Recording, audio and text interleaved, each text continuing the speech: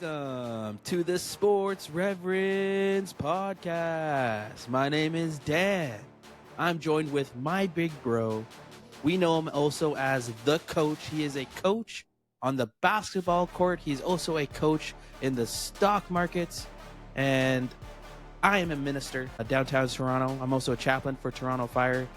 And we have a special show for you today. You know, lots of shows, they will give you something to take away. Our takeaway for you is something very special, something probably different than most shows. We're going to point you to the source that has helped us through all of our problems. And our hope is that it'll help you as well. You know, you're going to hear some hot sports takes, some pretty high analysis sports takes.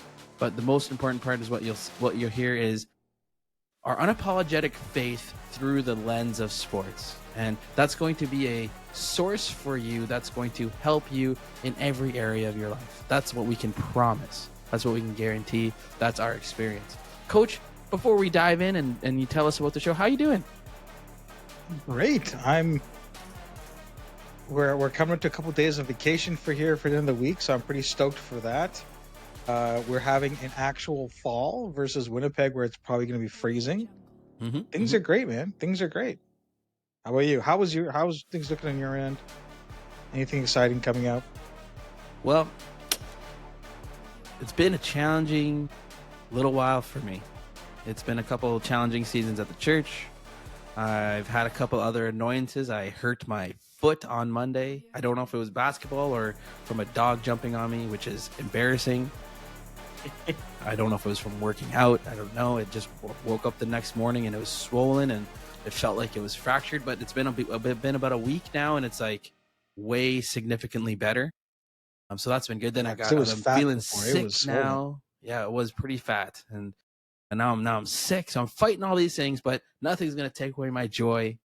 And all things are good. You know, things are overall good. Just these things are trying to be annoyances for me. So that's the truth. You know, I want to be truthful here on this podcast. There we go. What's exciting is Christmas. Like we're big time in Christmas planning, and we got lots of fun stuff going on to bless our community, from turkey giveaways to hot chocolate nights and caroling and all that kind of thing. So a kids' toy drive is a big one. But yes, why don't you give our people the rundown of our show today? Here we go. As always, we're going to start off with a few quick hitters. We are going to talk week NFL 8 reactions quickly. I think we are waiting for one more game, but so far, sports are looking like we're going to be 3-1. We're going to say 4-1. I think we're going to go 4-1 because Pittsburgh's still going to be playing with time of recording, so that's pretty good. We'll talk about our Sports Reverends 5 for the following week, who we think you should be looking at. We're going to definitely talk some NBA. We finished our tiered list, and now we're going to see where people are standing after the first week. And then for the real talk, I recently watched that Transformers 1 movie, so this is why I titled it More Than Meets the Eye. We're talking about perception in sports and perception in faith. So let's get rolling. Why don't you start us off with our quick hitter news? All right. Salvador Perez of the KC Royals wins the Roberto Clemente Award for the player whose humanitarian efforts exemplify off-the-field service. Starting off with a good one. I like it. Bad news for Manchester United fans, or good news, depending on how you feel. Erik ten Hag was let go after losing to West Ham over the weekend. It's about time. It's about time. Okay, let him go. Let him go. The New York Rangers, Alexis Lafreniere, signs a 7-year, $52.15 million contract. Wow. Winnipeg Blue Bombers, our hometown Blue Bombers, have clinched the top spot in the CFL's West Division. After a slow start. Oh, good for them. Yes, yeah. Ferrari's Carlos Sainz won the Mexico Grand Prix. Sorry if I pronounced that wrong. I know you're a big F1 fan, so thanks for jumping in on that one. I think it is cool. I just need to I don't know if I have time or capacity to watch any more sports. All right, let's handle some business. Did you know that we are now Amazon affiliates? Yes, that's true. So you can actually click a link that's going to be in our description. It's going to have a list of all the different items that when you can buy, everyone buys from Amazon. If you buy them through Amazon, you're going to find discounts through us. You're going to find awesome deals.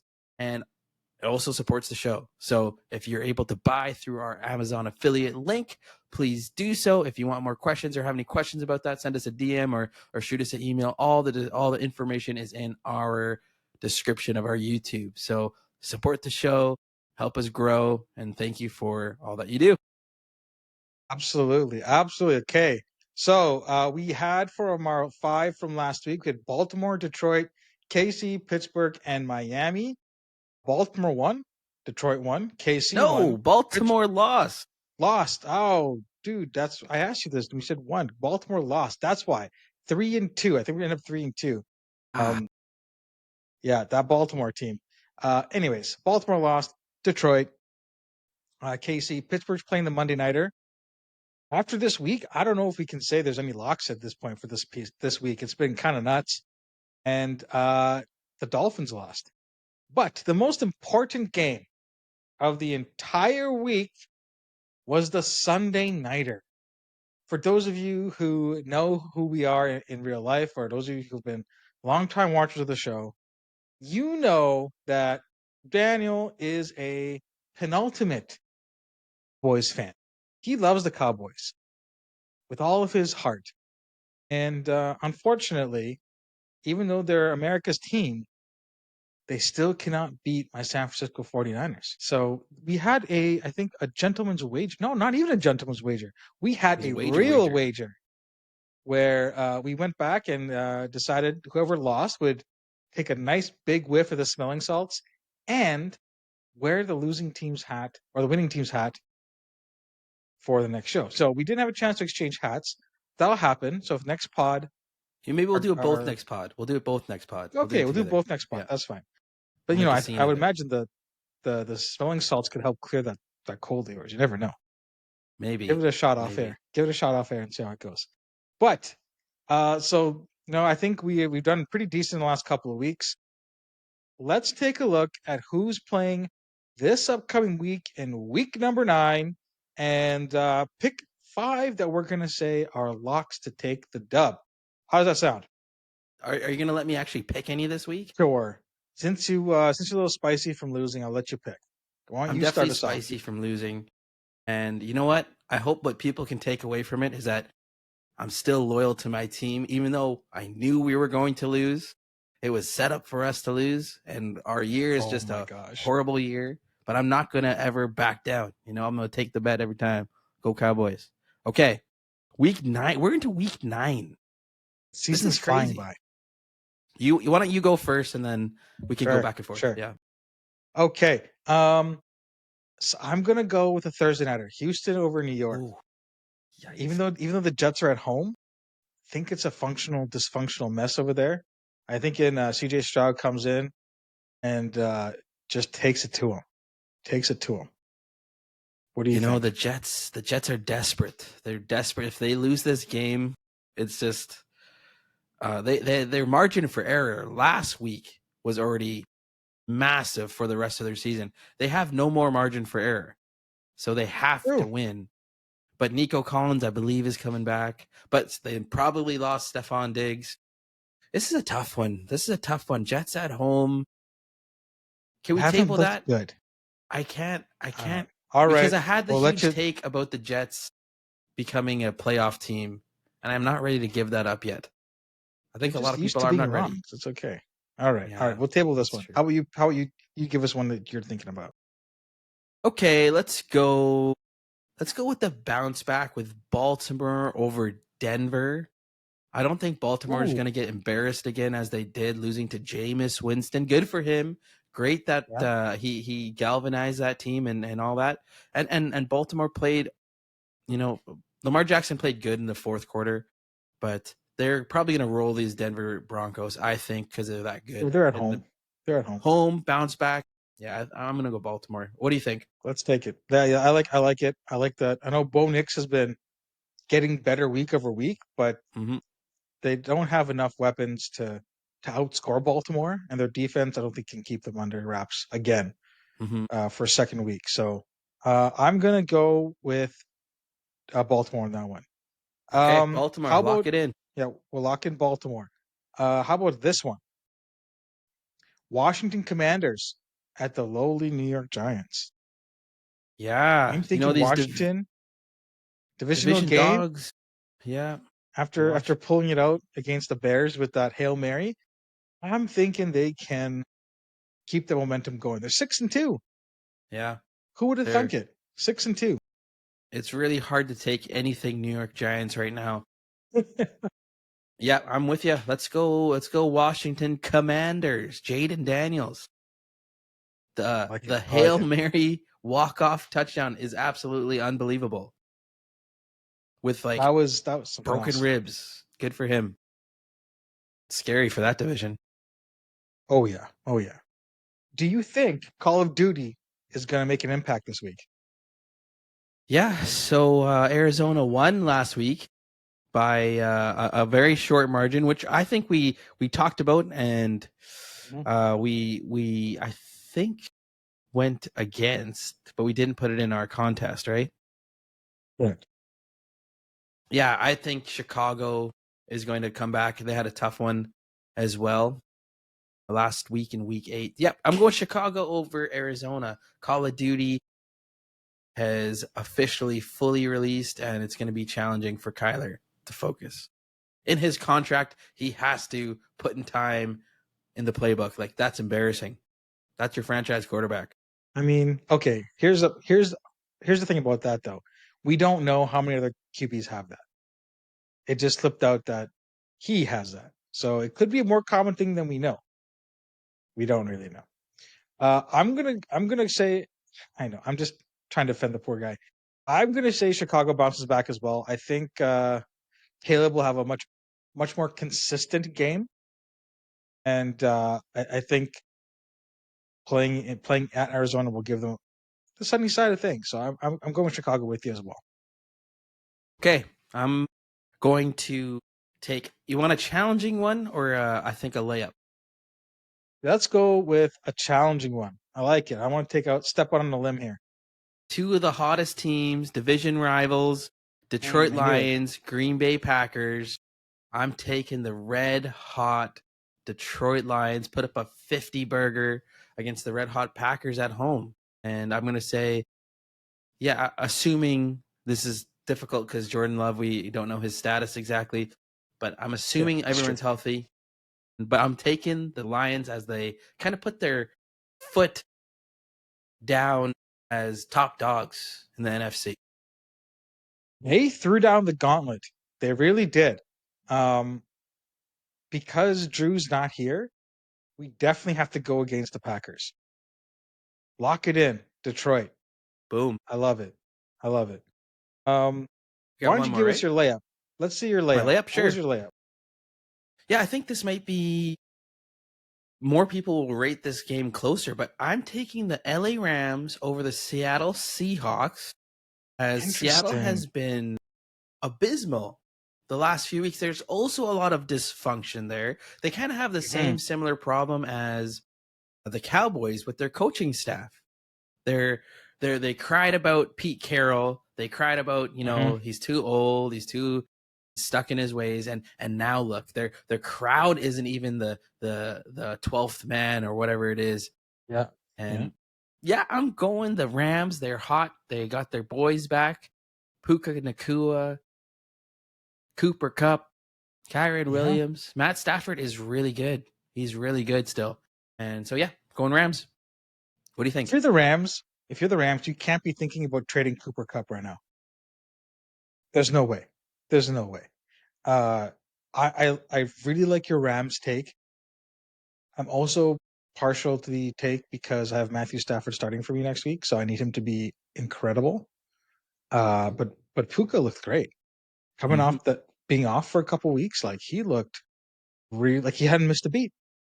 And Stafford just boom, finding him. We're seeing this trend of quarterbacks, going back and looking at old guys. Stafford's turned back the clock. Tom Brady turned back the clock a while back, and I like Stafford. I think he's a great quarterback, and I like this matchup.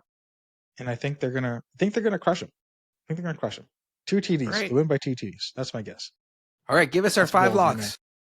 All right, our 5 locks. Sports Reverend 5. We got Baltimore, Washington, Chicago, Detroit, and the LA Rams. Let's Lock it in. go. We need a 5-0 week, 5-0 bagel, baby. Let's go. We need a bagel. We need a bagel in the lost column. Mm-hmm. Okay. Fun week in the NFL. I think this is actually one of probably the most entertaining seasons in a while. Yes. It feels like there's a lot of good teams, a lot of upsets week over week, and it's even if because I'm a big neutral fan, and I like a lot of the games that I'm watching, and yeah, let's go with that. Let's keep rolling here. On to the best part, the best sport I feel, and we'll talk about some of the downsides, but later. But NBA, I'm so happy it's back. I can't believe it's already been a week. We had a lot of fun going through the tiers. And I'll just ask you this straight up.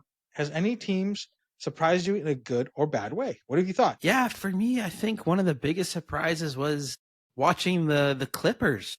The Clippers in their new stadium with the it's awesome to see the place packed and the stadium actually making a big difference with the wall, and it's like a phenomena, and James Harden is turning it back and is playing pretty incredibly efficient and getting the other guys involved. Norman Powell's playing well, and I think they're 2-1. That's pretty good. Like with missing Kawhi and a Yeah. couple of their bench pieces too, they are looking pretty good. Imagine if Kawhi wasn't, we'll get into a little bit Why? later, but Yeah. imagine if he was healthy. Yeah. Surprisingly, you had Durant and Booker come out and said the wall was something different, something new, and it Mm-hmm. threw them off. Durant, I think, missed 2 free throws in a quarter for the first time in probably forever. And granted, it's probably not going to be something that lasts forever, but it's a cool idea and it's a good way to get fans engaged. I know Steve Ballmer gets a lot of flack because he's kind of a crazy owner. He loves to get in there, dance. He just enjoys it, which is awesome. But he's had some really good ideas with this stadium. So yeah, I think the Clippers being 2-1 is a bit surprising, not necessarily in a bad way. I think Golden State being 2-1 Mm-hmm. was I think they're missing Clay, but I think Kaminga's stepping up. You got other guys who are going to step up, Wiggins and of looked like course, he turned it back again yeah, a bit too. yeah, yeah. And you have to think about it. If some of his off-season family stuff kind of got sorted out, Mm-hmm. he's probably going to be back in the fold here. Of course, the Lakers are 3-0. No one saw that coming unless Wow, you were a JJ diehard Lakers Redick. fan. The dude can coach. The dude can coach, and I don't mean that in a bad way. I think he kind of got a bad rap because he had some poor off-season interactions with reporters and stuff like that. And obviously, this the Bronny James stuff. He's got to defend LeBron and Bronny James. So, but he can coach, and he's got them moving the ball in a much different way than Darvin Ham has, which is surprising. Absolutely. Like their spacing has been, how is it so much better already than what it was ever with Darvin Ham? Yeah. I was never down on Darvin Ham, but JJ Redick's really elevated them. I'm very pleasantly surprised. I love that he just loves the game of basketball, and Mm, he's just into none of the Hollywood style of stuff. It's just, this is what you got to yeah. do if you want to win. No, feed 80. LeBron, do your thing, but 80, you're the guy. Spread the ball, spread the space. Boom. It's a good I mean, recipe. if he can stay healthy, if Anthony Davis can stay healthy, they will be in the top 6 at this rate. But I don't think he can, so that's fine. Flipping to the East, Boston is where Boston is, so no Wow. problems there. 3-0, they crushed the Knicks on opening night, raising the Tied the 18th record. banner. Do you see that? Yeah, that was it was it was breathtaking in the way that they just first game of the season put foot to throat against a division rival and a rival who's supposed to challenge them for top spot in the East. Mm-hmm. Like they just sent a message. They sent a message. How about you? Anybody in the East that kind of caught your eye? The East. I am a little surprised with the Atlanta Hawks. Trey Young Hmm, looks like he yeah, is like swole. Like he is gotten stronger. He's kind of gotten to that Steph Curry when he knew Steph needed to get bigger and stronger. He's kind of gotten to that size, and it's really helped him, I think, with finishing near the hoop and taking a lot. He takes a lot of contact. I know he flops a lot, but he also takes a lot of contact because he's small. But Yes. he's kind of really elevated. I'm very surprised. Maybe the shift of DeJounte Murray moving away has given him the role of really being the true point guard, which I think has been his. Yeah, I think also a lot of people blame him for the trade and it not working out. So that's probably a bit of a chip on his shoulder. I think Atlanta looks really good. Although they have a -5 differential, which is not the greatest stat to have. I'll be honest, the Raptors sitting at 8th spot with 1 and 2 surprises me because with all the injuries, True. you and I both talked about this off camera. I expect them to start 0 and 5. Mm-hmm. And so for even them to have 1 win right now, 40 more to go. If they can reach 40 wins, they're definitely in the play-in spot for sure. I think if you take away 2 starters from your team and 3 key role bench players, you're gonna struggle. So yeah, you're exactly right. For the fact that they won, that's impressive. They got the Nuggets Monday night here that we're recording right before they play. Jamal Murray in town is always special for Canada. But RJ Barrett's apparently coming back, so we'll see how they do. I think they have the best encouraging thing about them is the play of Grady Dick. He has really become a solidified starter so far. He doesn't make mistakes, and I like him on both sides of the floor, defensive end and obviously doing more than just shooting threes. I like him. He's made a lot of strides that people probably thought he'd probably make in his second or third and fourth year. Mm-hmm. He's attacking the rim. He's confidently taking shots if he's not open or not. Give him a little space. He's flying where last year he was really hesitant. And on a defensive end, yeah, he's not going to be a ball hawking 3-and-D kind of guy. He's not. He's just at least not yet. But he's making the right reads. He's getting the right position. And when he's beat, he's communicating and find the other help spots. So I think those are all very big developmental cues for him. And if he can carry that for a whole season, it'll be a huge bonus for the Raptors. Huge bonus for the Raptors. Yes. Last one, or I guess second last one before we clock out of this one. Milwaukee, 1 and 2. They haven't looked great. There's already trade rumors about what OKC could offer to Milwaukee for Giannis. Expect that to intensify if Milwaukee just doesn't start clicking. And I think they're going to have a lot of trouble because Cleveland is doing really well. 100%. OKC. I know you mentioned them first. They look unbelievable. I don't know if they need anything right now. Like it's pretty wild how good they look. Milwaukee absolutely is in trouble. If they're really relying on Middleton to be this huge changing force, I think that's going to be a struggle for them. I think Middleton can get healthy and give you some for the playoffs, but this regular season, it's a grind. And they got to add some more shooting. They got to add another, I think they have to add another 3-and-D defensive guard that's going to pair with Damian Lillard better. Most likely should have kept Drew Holiday. Yeah. Most definitely. Well, interesting. Yeah. Well, okay. That's also difficult. I don't know if they're any better still with Drew than Dame. See, I would say they were basically because of the chemistry Drew has with Giannis. Okay, that's fair. Right. I think you have Dame, who is a very big presence. He's owned Portland. Coming into Milwaukee, he has that cachet as, Dollar Dame. But Giannis is the one who's got the ring. So I think there's some alpha and alpha stuff they got to figure out still. I love when we talk about a team and it'll connect you to another team. I'll throw this out for you. So the Bucks, maybe you're correct on the Drew Holiday and Dame comparison, but what about Mike Budenholzer? He has totally Doc Rivers is a defensive coach. That's what it is. Mike Budenholzer spreads the floor. They let threes fly. Let's look at the Phoenix Suns. The coach of the Phoenix Suns, Mike Budenholzer, how the team has changed. And they space the floor really well. The Tyus Jones has been a concrete pillar for them for not turning the ball over and moving the ball. They're looking really good. They're looking really good. And I will say this: I think Mike Budenholzer was the coach when Atlanta had 4 guys go to the All-Star game. I believe you're right. Yeah, Right. that's right. So, it could be a case of over tweaking for Milwaukee. This could be a problem. The last team before we go back for round 2 of some business is the Philadelphia 76ers. Do you think they have some bad juju from talking about taking breaks all season? Yeah, absolutely. I feel horrible for Nick Nurse.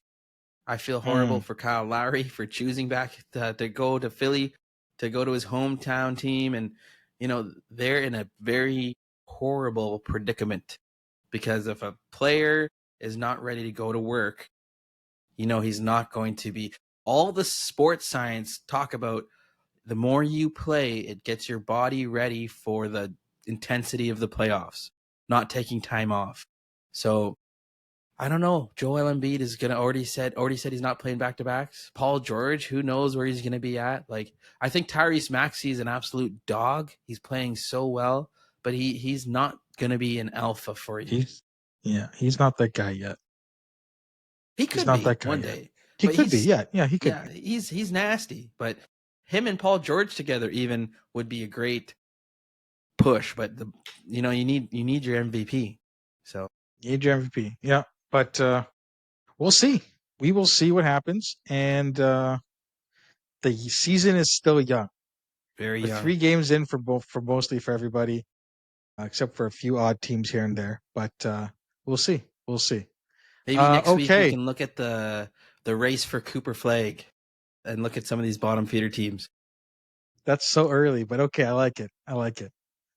Okay, let's talk some business. Round up the commercial number 2 here into Train to Invest. As Daniel talked about in the opening soliloquy, I am not only a coach in the basketball court, but I'm also a coach in the financial world. What Train to Invest offers is a course that is meant to educate you and take the guesswork out of trading in the stock market.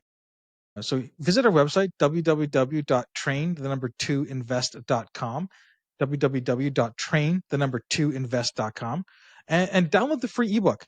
It's written in a way for novices and amateurs to read. And if you have questions, reach out. We would love to connect with you and see if what we do is a fit to help you get and meet your financial goals, whether you're looking for sending your kids to university or a trade school, maybe buying that lake house that you've had your eye on, or a boat, or just preparing for your financial future for retirement that's coming up in the next couple of years. We are here to help you be successful, turn you from a novice into an expert trader, cutting out the middleman and maximizing your ability to generate returns. So check out our website, give the ebook a read, www.traintoinvest.com. And we look forward to hearing from you and connecting with you and helping you meet all of your financial goals. Okay, we finished off with some business, and now it's time for my favorite part of the podcast. And one of the reasons why we are really doing this is to have a talk about real talk. And like I mentioned before, I titled this "More Than Meets the Eye." I watched a Transformers 1 movie, phenomenal movie if you haven't seen it. Good time and good vibes. But we're talking about the perception. And when it comes to the sports world, success looks like wins and losses, but you always have this. For example, in basketball, if a guy doesn't win a ring, does he deserve to be in the top 50? Is he better than somebody who isn't? Or a Stanley Cup or a Vince Lombardi trophy? Success is defined in all sorts of ways, but we talk about the GOAT debate. Michael James, Michael Jordan fans will always say he's 6 for 6. Michael LeBron Jeffrey James is Jordan. only Michael Jeffrey Jordan, yeah, and LeBron James is only 4 for 10, right? And so we're talking about perception more than meets the eye. Why don't you drop some knowledge for us and talk about your favorite topic, the WN? Now don't switch the channel. All right, we just said WNBA because that's what's been happening. Okay, the media, the all the mainstream media has pushed the WNBA content as the super successful, growing, amazing business. They talk about the number a $200 million revenue. Well, with my finance brother here, when you talk about revenue, it all matters when you talk more about profit. Now, they released that the profit of the WNBA is at a negative $50 million deficit. And that's not, I believe that's not even including the $15 million subsidy of the NBA. It doesn't include that the NBA is actually taking care of 50% of the league and the other 12 teams of the league make up the other 50%. So really it's a larger deficit, but minus 50 million. And the whole perception of it is that this whole WNBA has been taken off. It's incredible. The stadiums are full. Well, Caitlin Clark says, but the rest of the league is struggling. I saw a clip. I tried to watch a little bit of the WNBA finals. I did. I tried. This is the top two teams. And there was a 5-minute sequence where it looked like high school basketball. Not even the best high school basketball. It looks like Winnipeg, Manitoba high school AAA basketball. That's what it looked like. So that's the idea of perception that we're talking about here. It's interesting because the WNBA has never made a profit. It's interesting that, Caitlin Clark comes on the scene and she has obviously brought a lot of fan attention, right? And that we can't deny that. But they're still focusing on Angel Reese. I don't know what she has done other than complain. The WNBA doesn't even pay my rent. You've got $8,000 per month rent. Like you're living beyond your means, young lady. Like, give me a break. Give me a break. And so this perception of success in the WNBA. Go on. I was just going to say she does have her outside signings of Reebok, I believe, and all that stuff. That's she's probably living within her means in that sense. But outside the salary of the WNBA for her, yes, she is living outside of her means. For someone who plays basketball for 4 months of the year, and when people are struggling with rising mortgage payments, rising food costs, inflation, and for you to go out there, it's just so tone deaf. It's so tone deaf and ridiculous. And so this perception that it's everybody in the WNBA, like you said, stadiums are full. Nah, people just want to see Caitlin Clark, right? And yes, the WNBA finals got more eyeballs than ever, but that's who cares? Cheryl Miller was talking about $2 billion not big enough of a TV deal. No, Cheryl Swoops was talking about Swoops? that. Oh, Swoops. Cheryl Swoops. Yeah, sorry. Yes. Cheryl Swoops. Sorry. I like Cheryl Miller. Reggie Miller's. She's probably the GOAT of women's basketball. Cheryl Swoops, I have a big problem with. That's why I know it for sure. Yeah, sorry. My bad. She had the curly hair. I think it just kind of threw me off a little bit. But $2 billion was not enough to watch the WNBA. Number should start with an 8. Are you crazy right now? Who is paying $8 billion for a league that doesn't win and make any money? Indiana Fever fired their coach. Like it's this idea of it being a successful league is totally false. Yes, they probably have the best women basketball players overall playing in that league, for sure. But doesn't mean it's great basketball. Doesn't mean that I'm gonna pay $200 to sit in the lower bowl and watch a WNBA game. I'll tell you my bigger issue with this. They all have the heartbeat to say that it's about equality for women and opportunity for women, but yet their heartbeat, their actions do not show that at all. They are more pro trans athletes joining the WNBA than stepping up and saying no, women's rights and women should have equality. And I think that's where they are totally tone deaf. They're totally off in their statistics and in their history. And if they decided, I really believe they can build this product. I think a market like Toronto would be great for the WNBA. Toronto will be loyal to the WNBA. And Toronto's loyal to the new women's hockey league that started. Yes, And yeah, big time. and they play in the old Toronto Stadium. I think that's where TMU now plays. That's their home gym. And they do well. They fill it out. It's about 5,000 Yeah. seats, and they do well. Takes time to build a league, but do it the right way. Do it with the right heartbeat. And it's such a poor message that they're sending out there. Yeah, yeah.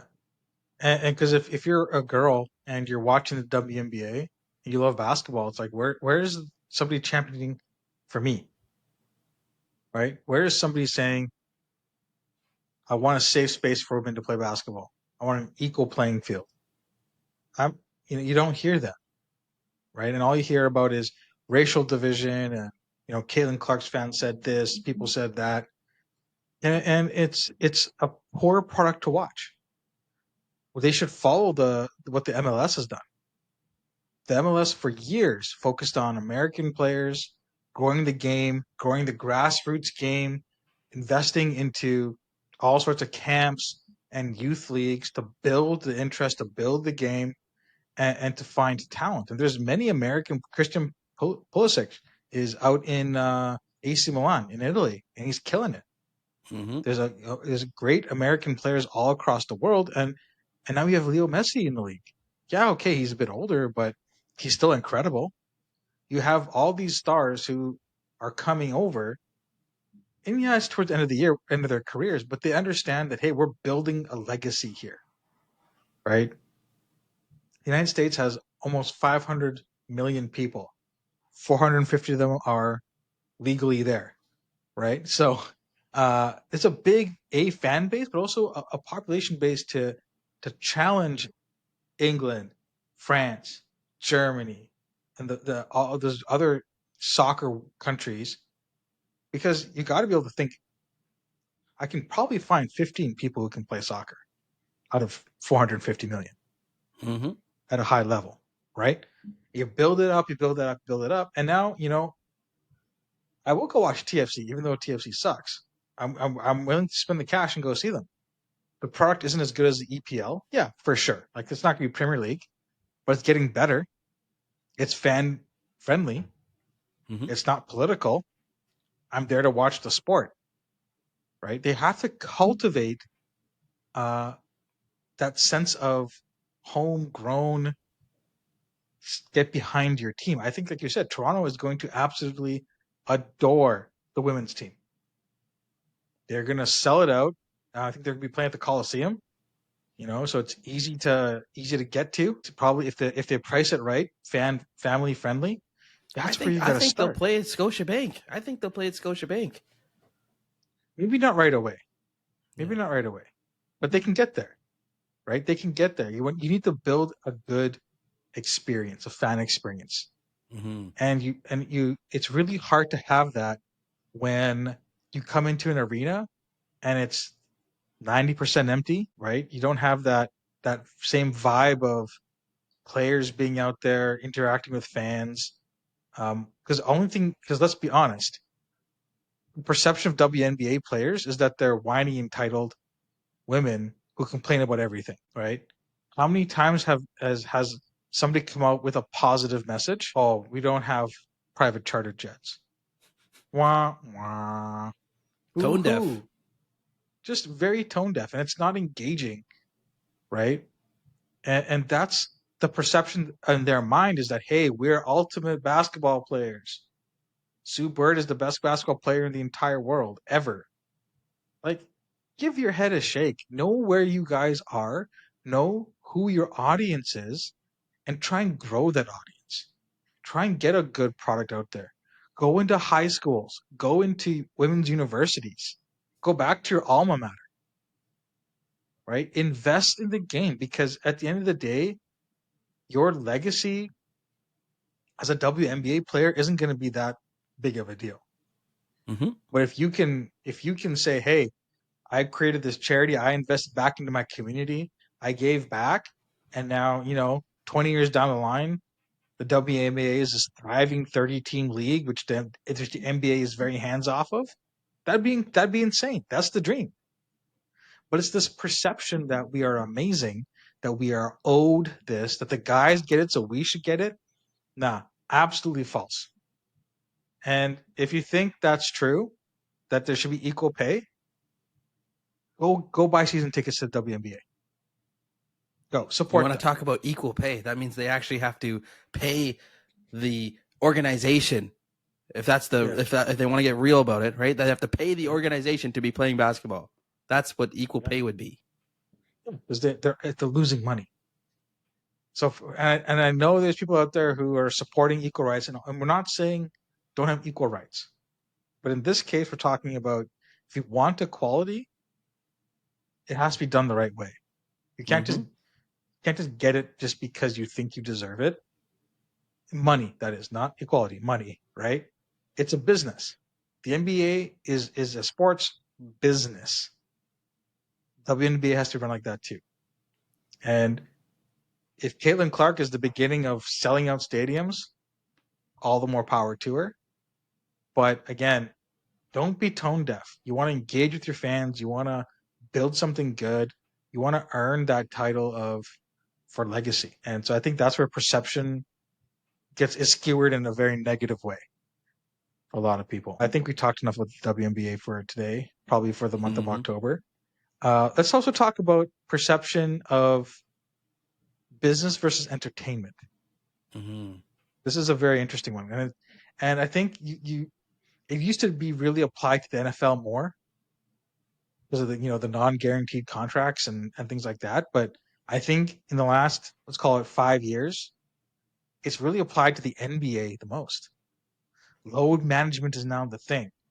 The commissioners had to step up and say, hey, if you guys are sitting stars for an indiscriminate reason, you're getting fined, right? I think they fined Tim Duncan and the Spurs early off when Pop sat them all against Miami. That's right. They played Miami. It was supposed to be an epic game, and Miami lost that game. When the Spurs sat them all. That was funny. So there's this whole thing where load management. You see, Kawhi Leonard is the poster boy of this. As you mentioned before, Joel Embiid is no longer playing back-to-backs for forever. Paul George has said he's not gonna play lots of games, and they're not even talking about practicing. And what I wanted to link this to is there was that famous clip of Allen Iverson complaining about practice. But his coach, Larry Brown, was giving him a hard time. He's just talking about, it's practice. It's practice. What are you talking about? Not the game. The game. It's practice. It's practice. The thing that you guys have kind of forgotten is that Allen Iverson played every single game when he could. He played hurt. He played when he shouldn't have played. So for him to miss a practice or two, no big deal. Paul George and Joel Embiid have made millions of dollars for sitting in a folding chair because they've been hurt for so long. Right? I get that Joel Embiid's a rare talent, but and in the NBA you need these superstars. But can you imagine I'm sure there's somebody out there who's calculated per game per minute how much Embiid has been paid to sit and recuperate, and what are your thoughts on this whole load management piece? Do you think that entering into the season with this mentality of I'm not going to play helps or hurts the team, hurts the league? What kind of perception does it give to the people who want to be entertained and to even opponents? What are your thoughts on that? I think that, you signed a contract. You signed a contract to be the best you can be for your city, for your team. You want to support the fans that have, helped put you where you are and be able to make you that much money. And you've earned it. You've earned it how you got there. But you also have to still continue it when you are called to play. There's no sports science that talk about playing less, making you more available for your playoff run.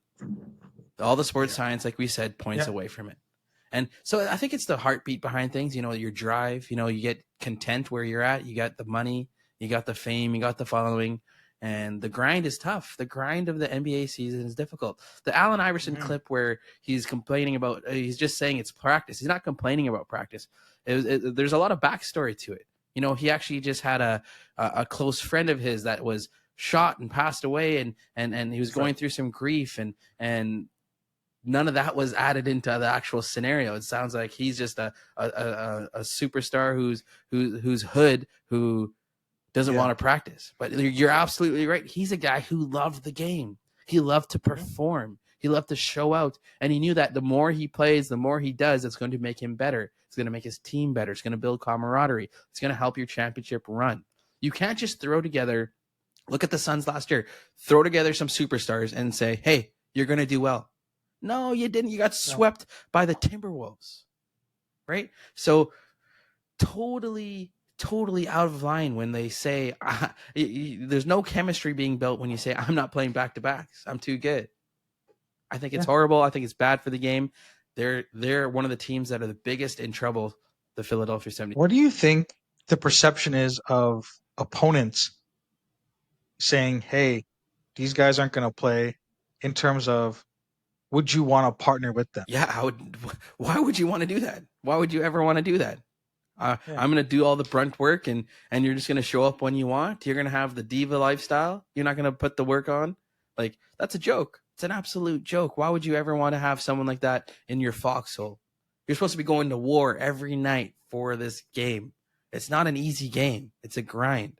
And you got some people slacking, some people going out, you know. Yeah. I think that's I have more respect for a guy like James Harden, who is open about his night lifestyle, who's whatever city he's in, the strip clubs are partying because James Harden's there. James Harden is still putting in his work. He's still doing his task. I don't agree with his lifestyle, but at least he's honest. He's putting in the work and he's going to be there for your team. Can't say that about Embiid. Can't say that about many of the players. Yeah, and I think we've gotten away from the idea of excellence, right? We've gotten away from the idea of competing to win. And I think you're right. Like, they're so far removed because they've made millions and millions of generational changing money, right? That it's like, where's that drive that got them there? Right? Where does that drive to push themselves? Go back to the Jordan doc, right? Michael Jordan had to, famously manufacture slights against himself to keep him on the edge, right? You see guys like Derrick Rose, Kobe Bryant. I think Anthony Edwards kind of has that mentality as well, where it's like, you're not my friends. I'm here to beat you. I want to destroy you, right? Like, Anthony Edwards took the starting job from Team USA because he killed Devin Booker in the playoffs. Yeah, like absolutely 100%. wrecked them, right? And you look at all the super teams throughout the years.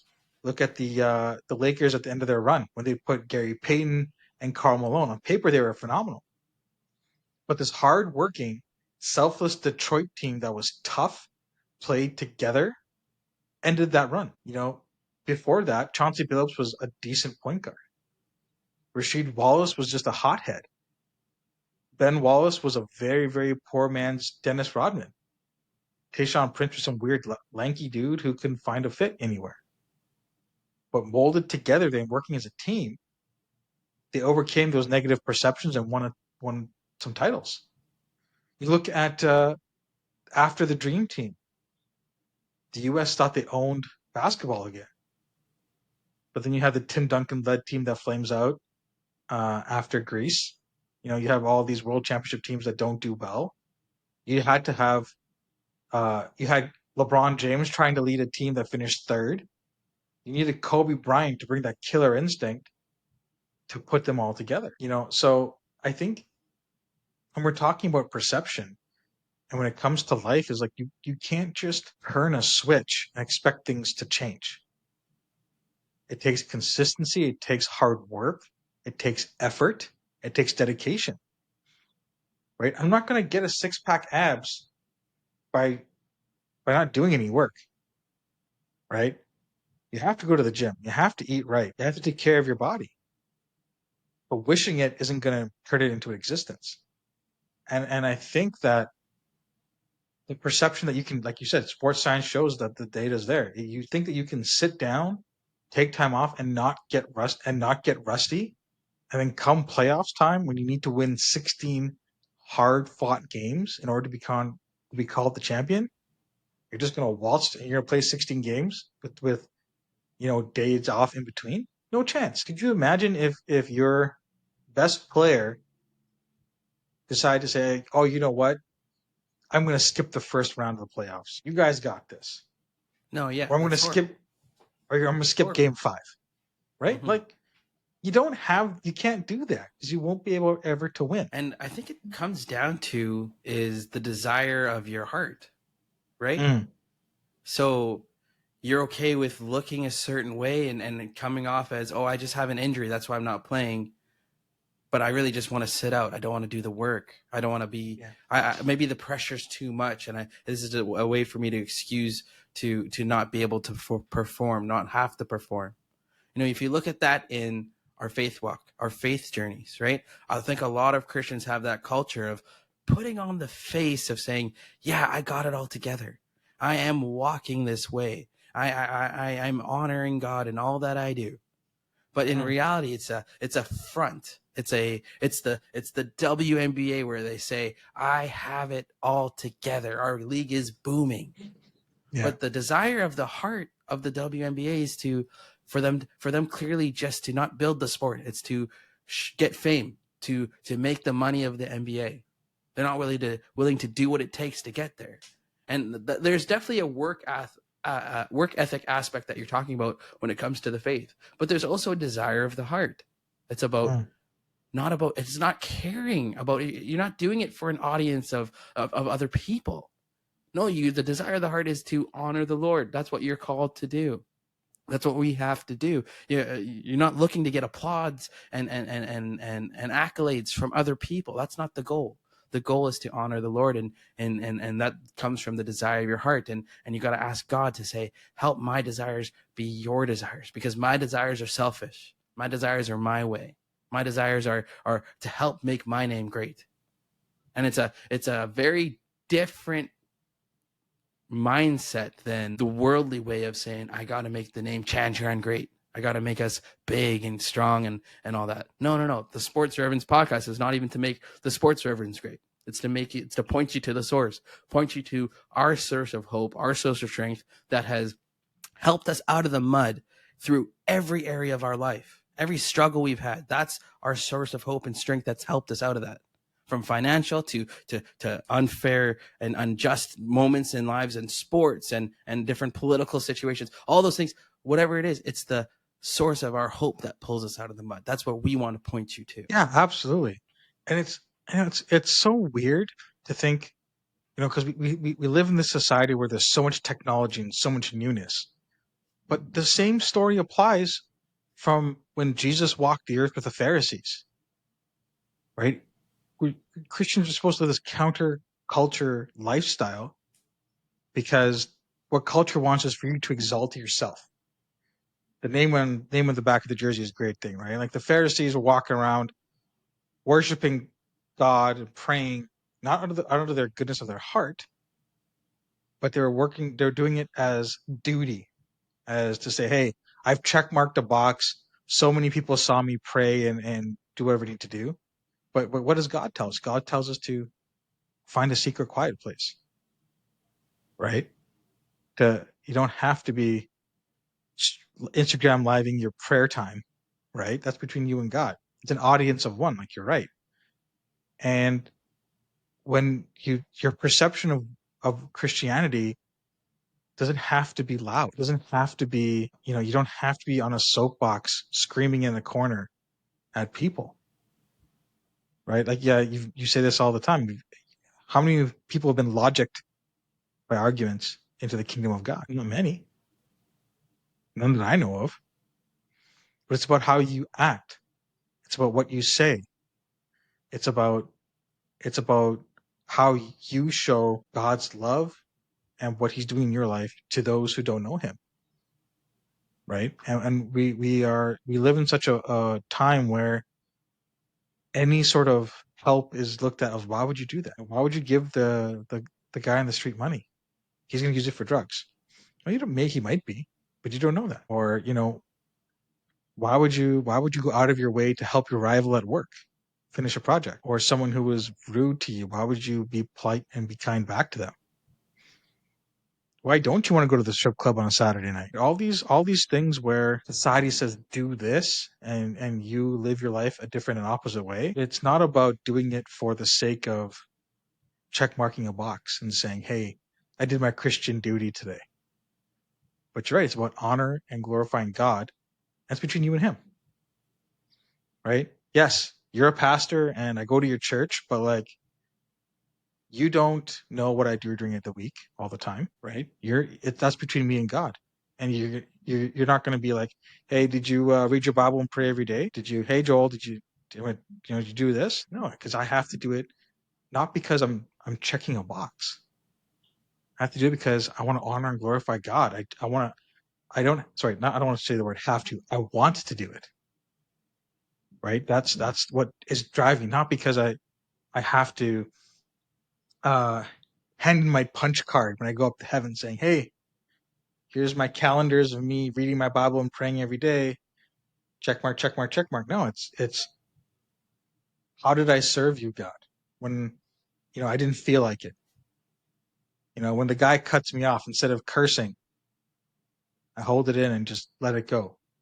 When I feel something injustice happening, instead of getting mad about it and throwing a tantrum, I laid it at the foot of the cross. And it doesn't happen automatically. It doesn't happen always as simply as, okay, God, just take the wheel. We're human. Stuff happens.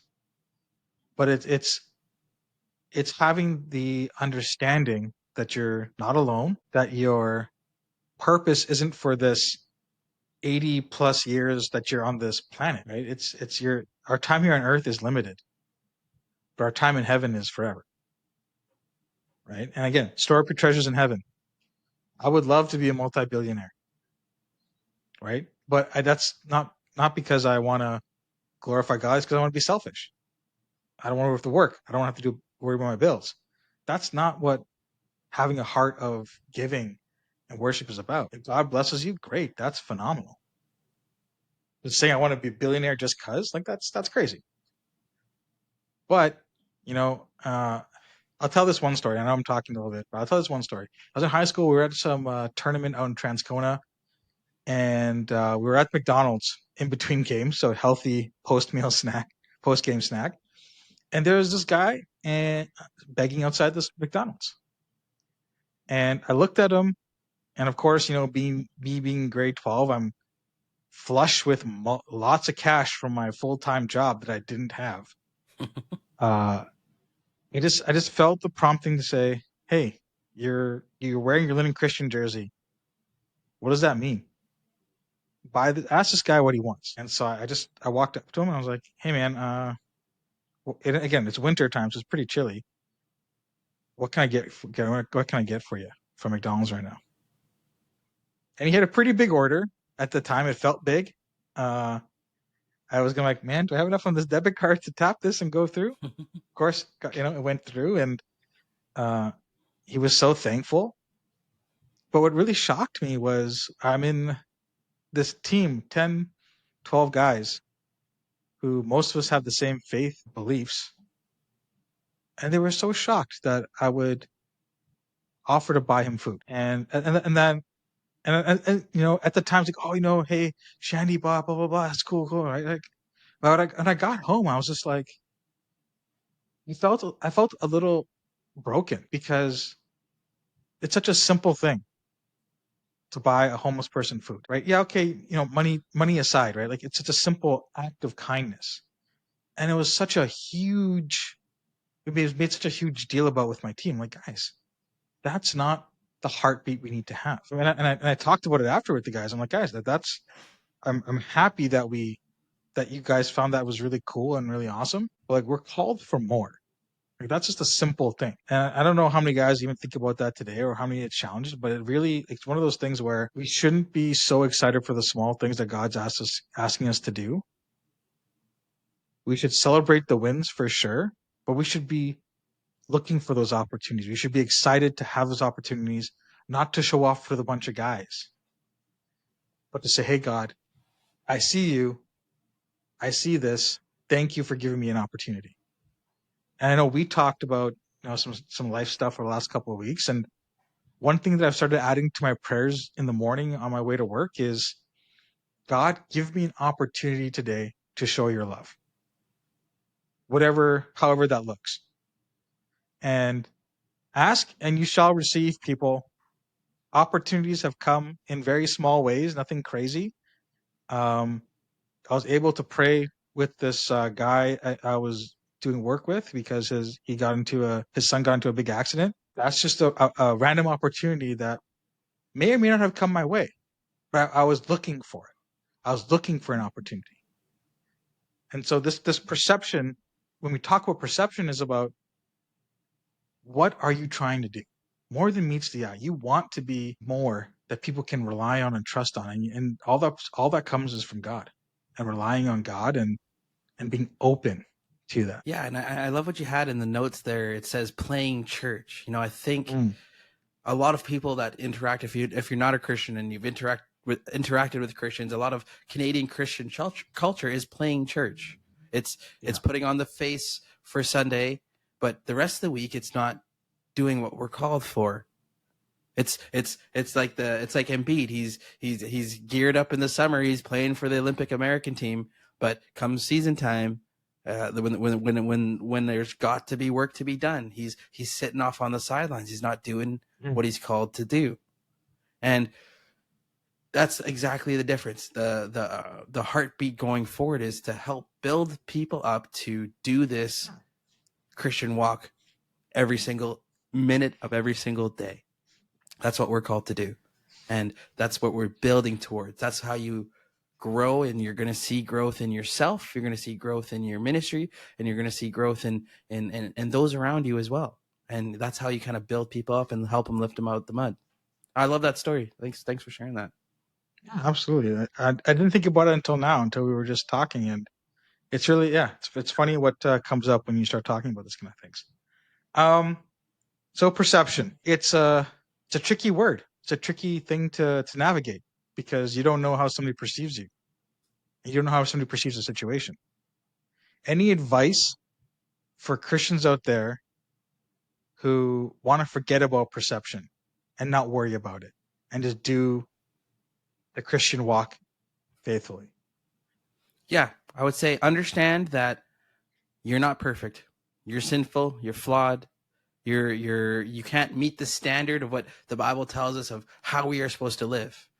But understand that that's where God comes in and fills in the gap where you are weak, where you are insufficient. He actually provides you with more to not only reach the level of what you're supposed to do, but to do more, even what you expected. So allow God to fill in where you are insufficient, and that's going to change your total life when it comes to your every single day of God opening up opportunities for you to share this good news. You can apply that principle to every area of your life. Maybe you're not great at trying to train for basketball or for football, whatever sport you're playing for. Say, Lord, I need some help. Give me the idea, the wisdom, the energy to do so. Give me the strength in my mind to push through so I can get to the next level. That's one way that can really help you. You can apply it to every area of your life. And when you do that, when you put your faith on God and not on your own strength, you're going to see a whole life-changing perspective. Yeah, that's awesome. That's awesome. I think that wraps it up for that. What do you think? Yeah, that's pretty good. That's pretty good. So Tell them about speaking how they about, can support us. wait, we'll get there. Oh, We'll yeah, go get there. ahead. There's Go one more ahead. thing I want to talk about.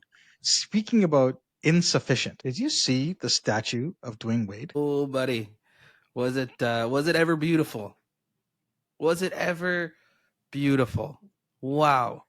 In our day and age, how is it possible to create such a horrible picture of what Dwayne Wade actually looks like?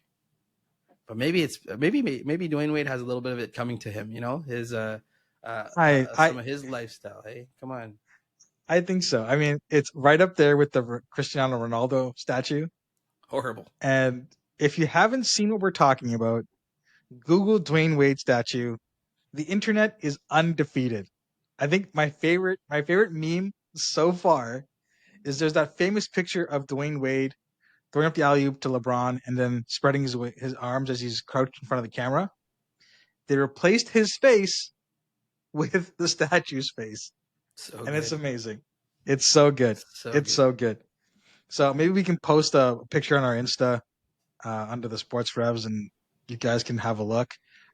Speaking about our Instagram, make sure you like, subscribe to our YouTube, on our Instagram. Check us out on X. Check us out on, for all you old heads, on Facebook and YouTube. We're there.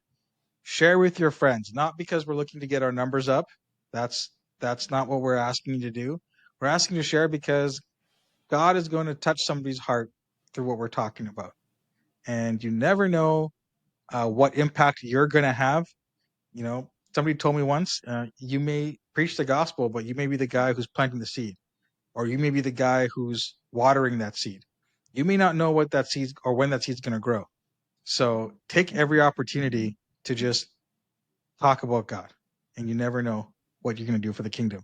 So like, subscribe, share, get us out on the algorithm. Let's get some positivity out there instead of all the crazy time wasting that we see on social media these days. That's what we got for you guys today. Look forward to seeing you guys next week and talking more sports and more life. Peace. Peace.